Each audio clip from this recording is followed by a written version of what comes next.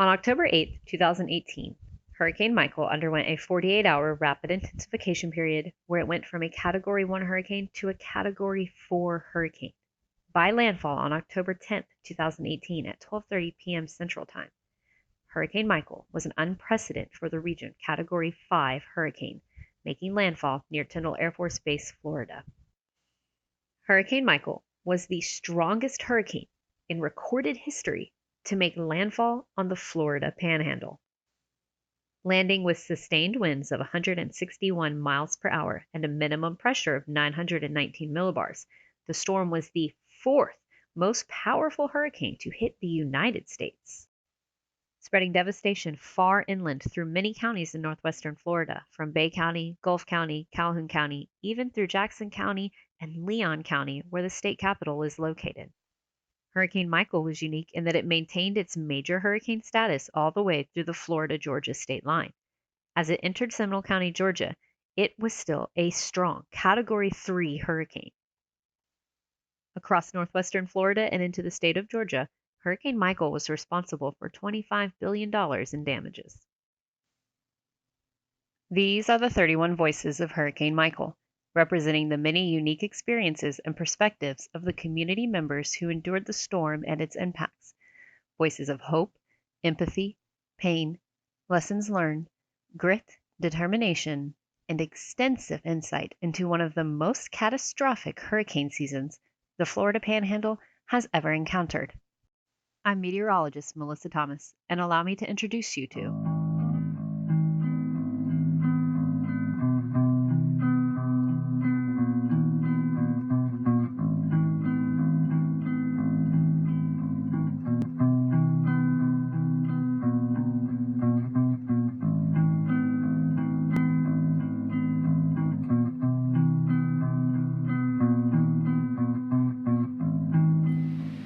I'm meteorologist Melissa Thomas, here today with another one of Hurricane Michael's voices.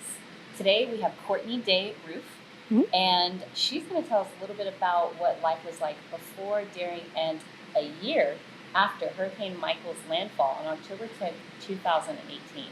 So we are coming up on the anniversary, so we want to hear these voices today. Miss Courtney, what made Panama City feel like home to you before the storm? How was Panama City home?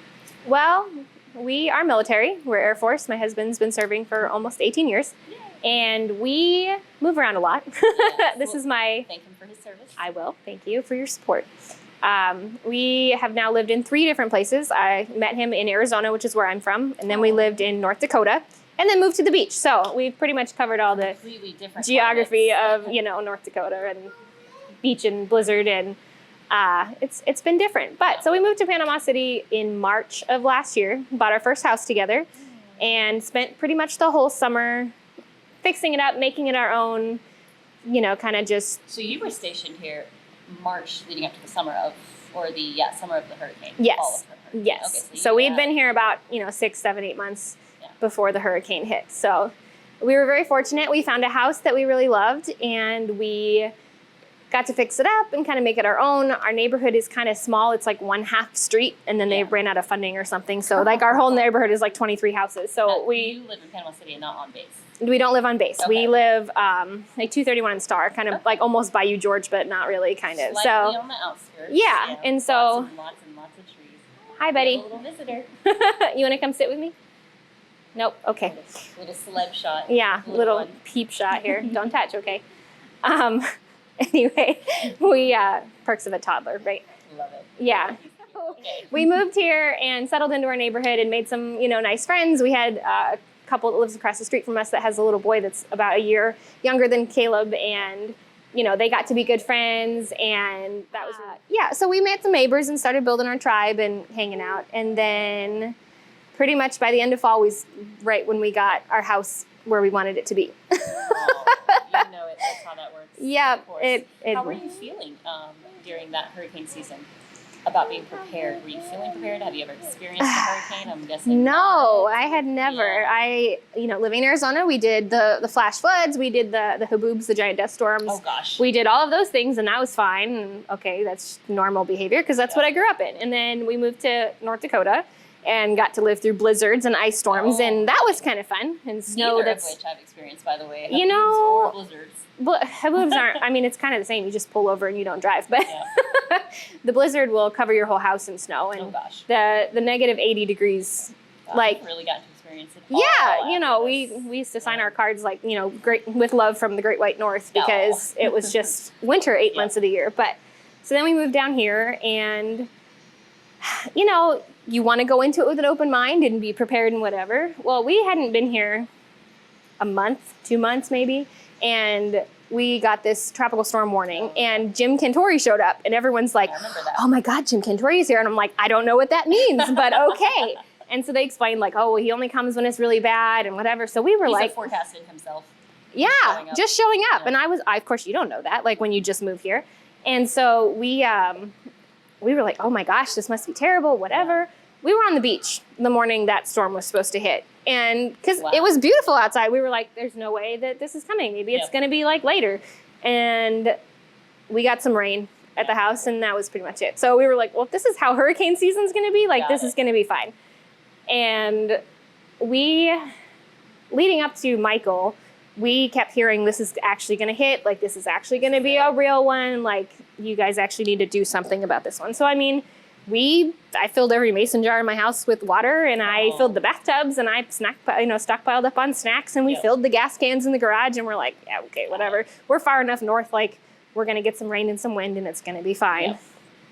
So, where you're at is a good spot around the outskirts of Panama City along the Highway 231 to feel safe. I would have felt we weren't in any evacuation zones at all. Yeah. Like, you know, even there was like alone. A, B, C, and D, and then the outskirts one or whatever it was. And I mean, we weren't in any of those. Like D ended about halfway down our road, down John Pitts is where D ends. So I mean, we weren't even in a zone. So we were like, we got this. It's going to be fine. And then it wasn't. But we had every intention of riding it out. Yep. We were prepared. We had our stuff. We had our ducks in a row. And the military basically stepped in and said, you guys are going to evacuate. Get out. I'm sorry. No, you're okay. Yeah. Like a tickle in the back of my throat. So the military, the commander basically said, get out. You have to leave. And we were like, okay, living on base on the coast, like we totally get that. We live all the way up here. So he made a case to his commander, and they were like, okay, well, we're going to, and so they were going to let us stay. Yeah. And then the night before, I guess, we were at our neighbor's house having a hurricane party. You know, we were playing cards. As you do.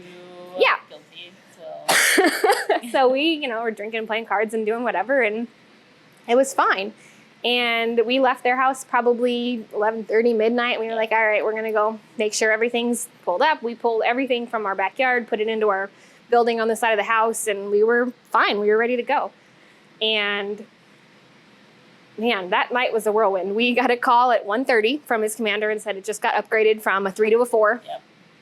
You don't have a choice. Like, you're going to leave. And my husband has an uncle that lives here in Panama City, and he lives down kind of by the fairgrounds. Okay, yeah. And his grandmother, his dad's mother, was down here with the uncle, and she's like 80. And he lives in a trailer as well. And so he was like, he's like, I've ridden out hurricanes. I've got this. This is fine. And then when it kept getting upgraded, he started to get that. He's like, maybe I might just come up to your house. Like, for Memo's sake. And I'm like, okay, it makes me feel better that you guys are here, so that's fine.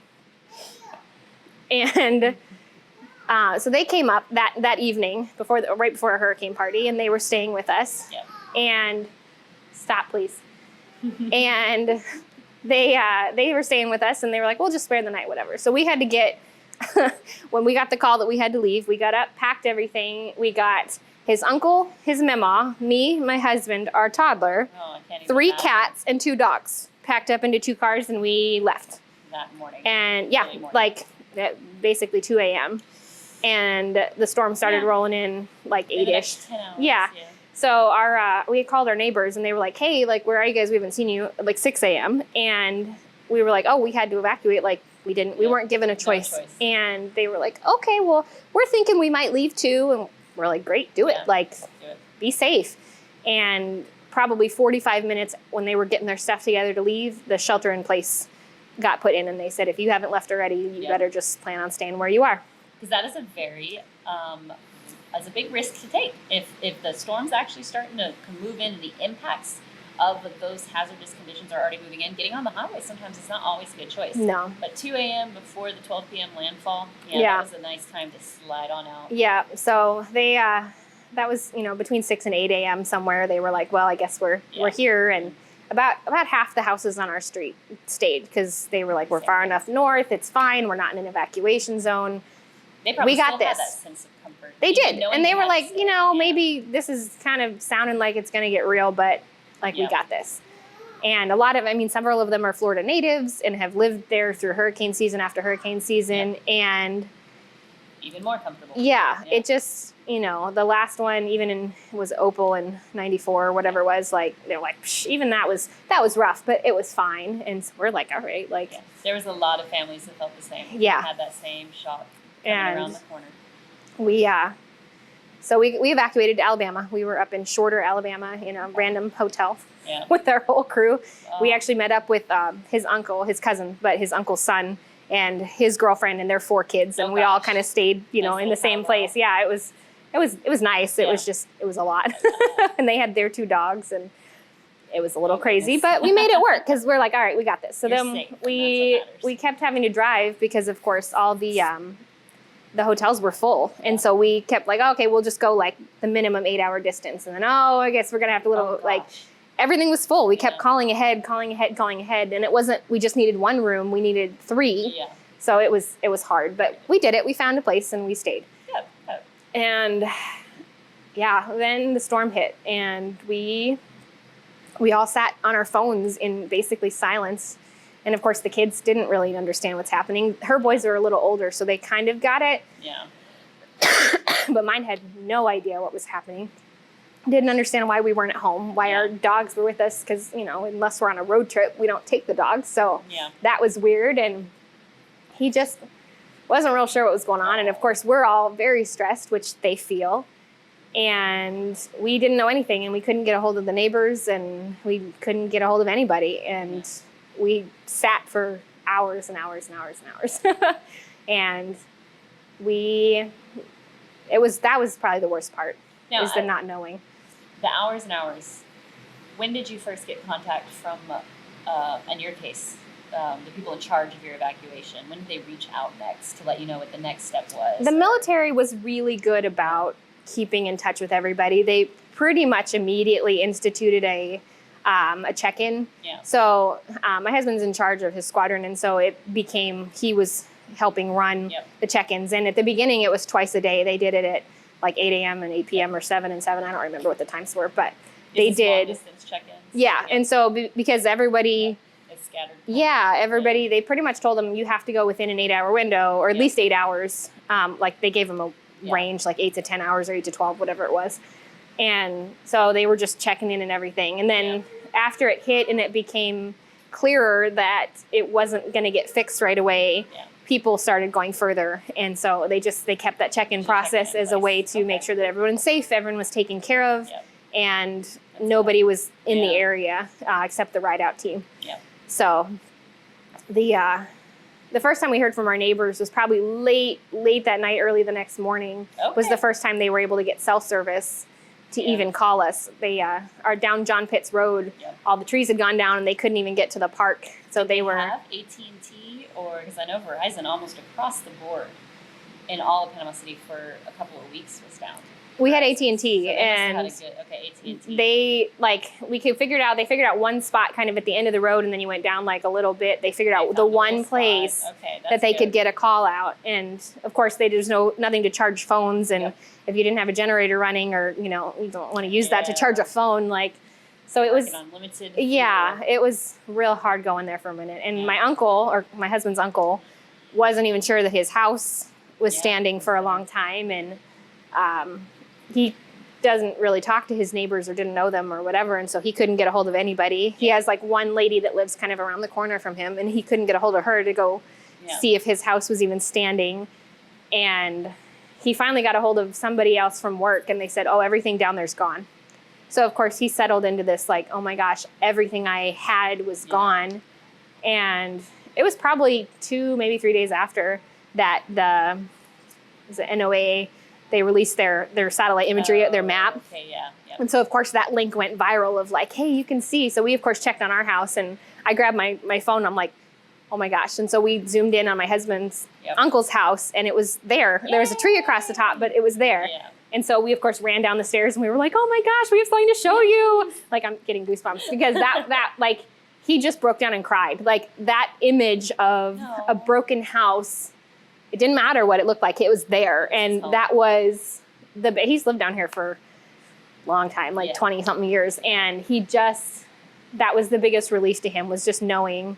Because, you get the hearsay, but like, they're like, well, I haven't been to your neighborhood, but we're pretty sure it's gone. He like has something to go back oh to. my gosh, like just knowing that something of yours is still there. He had a little dog that he left behind, and like, he was like not sure that the dog was going to be okay. Like, he was really hard. And so that was like the first big, like, exciting, like, okay, like our house is still standing. Yes. Yes. We later found out the eye wall went right over our neighborhood. And so they got hit with the front side, and then they all came out and they were like, oh my gosh. And then they all had to go back in and get hit with the second side. And we live on the back of timberland. Most of those trees did not make it. They were far enough back that they didn't affect our houses, but like the whole landscape around your home it changed dramatically. So the first time, military basically said, you're staying away. Like, we need you all to just stay wherever you're at. For quite a while. Yeah, it was a long time. But we, it wasn't quite the same for us. We got, my mom came out and just kind of was trying to help us coordinate our chaos a little bit. And she and I went down the following Monday. Storm hit like Wednesday. We went down the following Monday to meet our insurance adjuster. Yeah. And that was the first time that, like, I mean, just walking up to my house and getting my key out. And I mean, I had to stop and be like, what am I going to walk into? Because I mean, our neighbors were all telling us, the water was just pouring in through the ceiling vents. And, several of them had broken windows. Unfortunately, we didn't have any broken windows. So I knew that there wasn't going to be like a ton of stuff, but it's like, I don't know what I'm walking into. Right. I was picturing like a lake in my living room, and that was like moment of anxiety, but I'm sure. It wasn't actually that bad. Yeah. We, comparatively to a lot of what people had, we didn't have as much damage. Our building, it ripped which is still amazing considering the eye wall went over your house. That's amazing. We had damage. Like, we needed a new roof. We had about a 12-foot section that was like down to just plywood. So that all had to be replaced and everything. But the biggest chunk of damage that we had was our building. It ripped up the hurricane anchors. Like, it had those giant metal stakes in the ground. It ripped up the back ones and sent the building into our house. So we were really fortunate. It was far enough away that it just broke like the eave of the roof and cracked all the siding, but it didn't actually penetrate the inner wall. Yeah. Like, we had all the nail pops and everything, but like, it didn't actually make a hole in the house. That's good. So there was no mold. There was no anything crazy. But everything in the shed was, and we had a play set that we hadn't built for him. We'd bought for his birthday. That was in boxes. That was trashed, and the grill was trashed, and my husband's big tool belt chest thing was broken. And it took us a long time, months, to get that, like, find somebody that could come out and roll that back up so we can even get anything out of it. Significant size shed. It was 16 by 20. Like, it was a giant shed, and it had everything in it. The lawnmower was in it. The power it must have taken to just lift that entire thing into a home. It was hard to fathom it not having lived through it. I mean, the neighbors talk about, it sounded like a freight train going on, like outside your window. But just, seeing the trees all bent and broken like that, it was hard to fathom what that did. Like what that storm was able. Yeah. It was chaotic.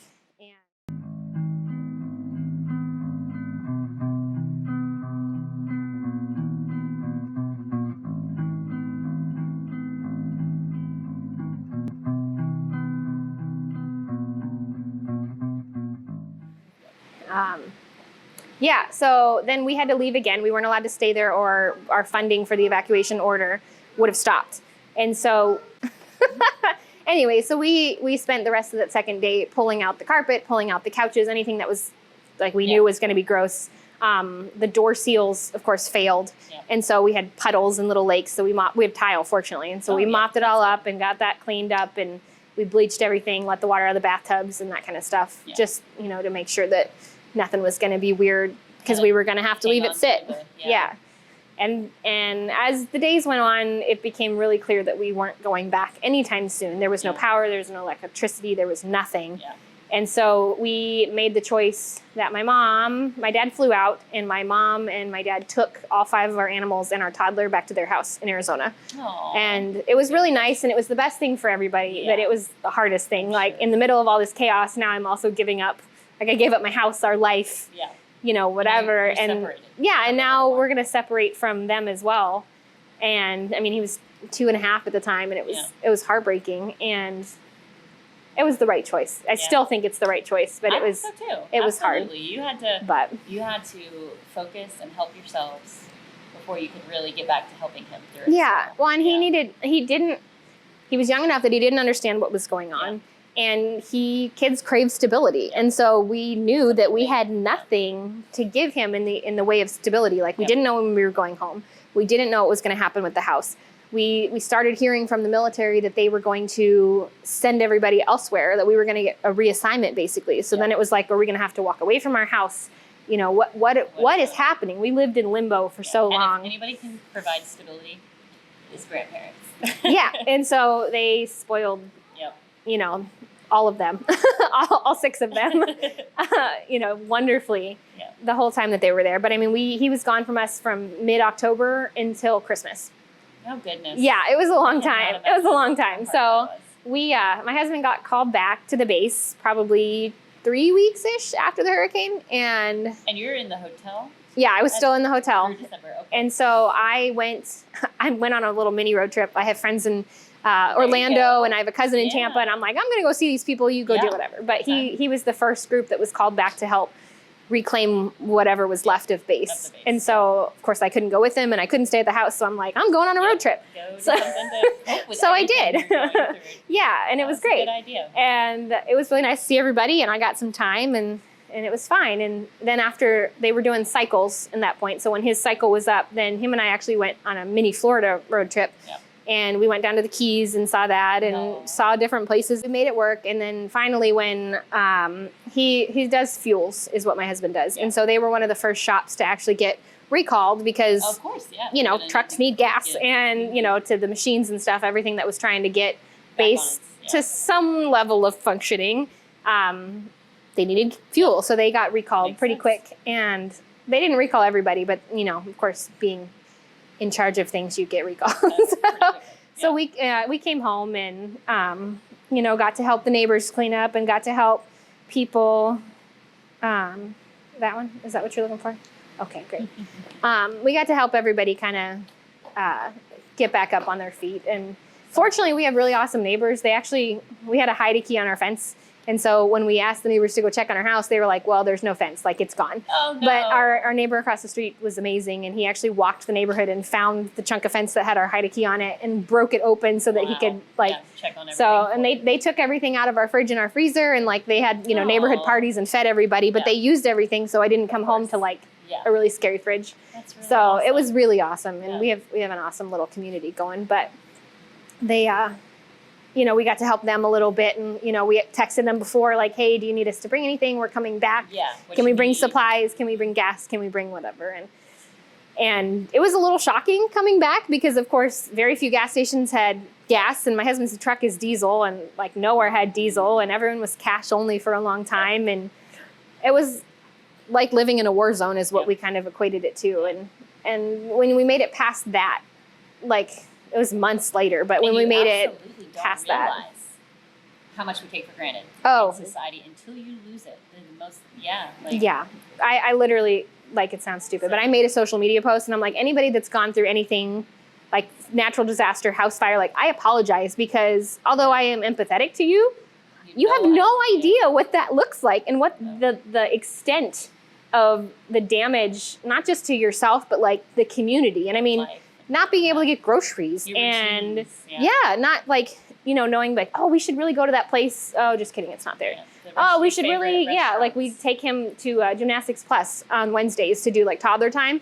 Yeah, the gym, half the gym wasn't there. And we'd actually just found our favorite little Mexican place that we would love to go. And it was a family from South America. Yep. And they had opened this little restaurant, and we like became friends, and like their kids and my kid would have Nerf gun battles through the restaurant. Like we loved them. And they lost their house and the restaurant, and they ended up moving. But like it was shocking. It was shocking the extent of what that did to rock your life. Yeah. And so yeah, months of navigating this new ordeal and routine and circumstances. At what point do you think you felt more stable? I would say. I know you're not through it per se, but where at in it started. past year are you feeling a little more grounded in a routine? And It started when we got back into our house. Like that was a big relief for me, because that was okay. Our house is livable. Like, yeah. And then it got a little bit strengthened when we got notified that we weren't leaving. Yeah. Like, people were getting orders left and right, like sending everybody away. It's really awesome that you got to stay post-storm. Yeah. Because that is something that a lot of military families, they were PCS were given orders out of the area. We were given a And choice. You got to stay. We were given a choice. They either said you can put in orders and you will get out. Like but we had committed to a house, and we liked our neighbors. So we were like, you know what, we got this. Like we're going to do it. And so we did. And it was great. Yeah. But it's still like life outside our little neighborhood, our little, bubble was still hard.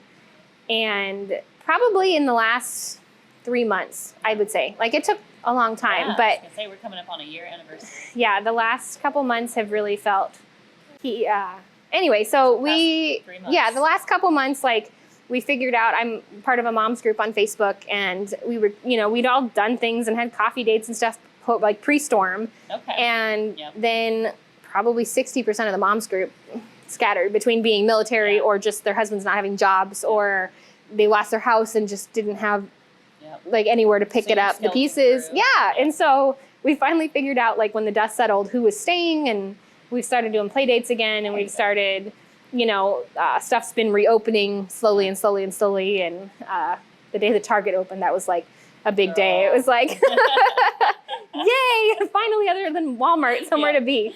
That was a whole other thing. When we went to Walmart the first time when we moved back into the house, to see military police patrolling Walmart with ARs, that was a whole separate, like, where am I moment. But so when Target reopened, it was it was a big celebration day. So it's starting to feel like home again.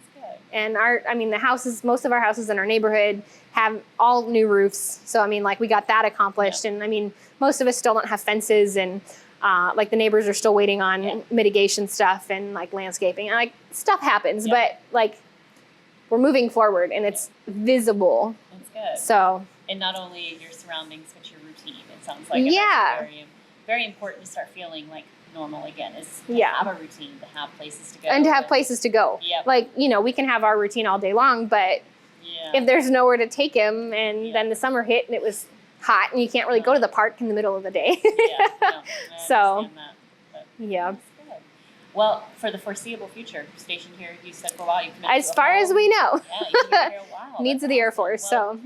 Panama City is really appreciative for you sticking around. I mean, you didn't have to. You chose to stick around and help him rebuild. And I know he is so young, but like, this is only just the building blocks to his character. I can't imagine how much perseverance he's already established. He's pretty resilient. Yeah, that he can get through in life. That's awesome. Yeah. Well, thank you so much for taking the time to share your story with us. And I hope your journey with Panama City and the rebuild. And I know that I personally know, being from an Air Force family, the needs of the military. And hopefully, the needs of the always military trump yours. keep you around the area a little bit longer, and your little one grows up and gets to see what can grow from such a devastating situation, and how a rebuild can have its own silver linings and its own beauty. And while our personality in the community has been forever shaped, I believe there is a stronger, more unique personality that's going to come from it, and it's going to take families like yourself rebuilding and helping us through it. So thank you so much. Of course.